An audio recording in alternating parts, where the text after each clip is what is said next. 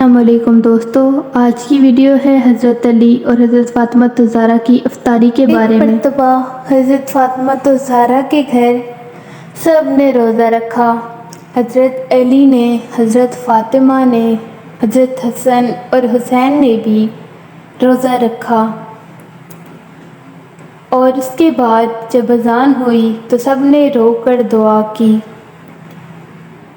پھر حضرت فاطمہ رضی اللہ تعالیٰ عنہا نے 4 روٹیاں بنائیں، کیونکہ اس سے زیادہ ان کے گھر میں اناج نہ تھا۔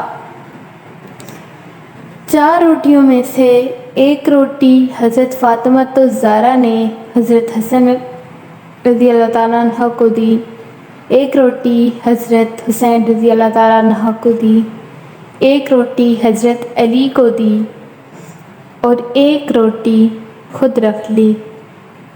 لیکن آدھی روٹی کھا کر آپ نے آدھی روٹی لی اور اسے اپنے دوپٹے کے ساتھ باندھ دیا۔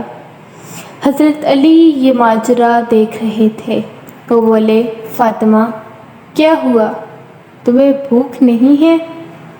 پہلے ہی ایک روٹی ہے، اس میں سے بھی تم نے آدھی اپنے پلو میں باندھ لی ہے اور آدھی کھا رہی ہو۔ تو حضرت فاطمہ الزہرا مسکرائیں اور فرمایا کہ جب میں کھانا کھا رہی تھی تو مجھے اپنے بابا کی یاد آ گئی۔ میں سوچ رہی ہوں کہ کیا پتہ میرے باپ نے کھانا کھایا ہوگا کہ نہیں کھایا ہوگا، تو میں یہ آدھی روٹی لے جاتی ہوں، اگر انہوں نے نہ کھایا ہوا تو انہیں دے دوں گی۔ ایسا کہہ کر حضرت فاطمہ الزہرا شام کے وقت حضرت محمد مصطفیٰ صلی اللہ علیہ وآلہ وسلم کے دروازے پر گئی۔ دروازہ کھٹکھٹایا، حضرت محمد صلی اللہ علیہ وآلہ وسلم باہر آئے اور فرمایا، اے فاطمہ کیسے آنا ہوا؟ تو آپ رضی اللہ تعالیٰ عنہ کی آنکھوں میں آنسو آ گئے۔ آپ فرمانے لگیں، میں کھانا کھا رہی تھی تو خیال آیا کہ کیا پتہ آپ نے کھانا کھایا ہوگا یا نہیں، اس لیے میں آدھی روٹی آپ کے لیے لے کر آئی ہوں۔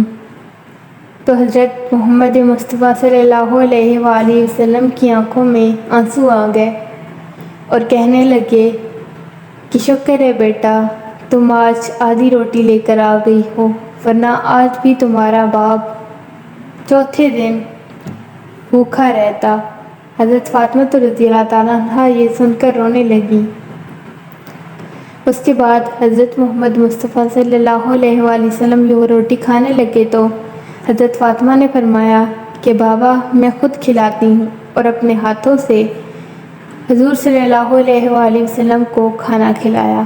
یہ حضرت فاطمہ اور حضرت محمد مصطفیٰ صلی اللہ علیہ وآلہ وسلم کی محبت تھی، اور اللہ کے نبی ہونے کے باوجود، اتنی تنگ دستی ہونے کے باوجود آپ صلی اللہ علیہ وآلہ وسلم نے عاجزی سے زندگی گزاری اور کبھی اللہ تعالیٰ کے آگے کوئی شکوہ نہ پیش کیا۔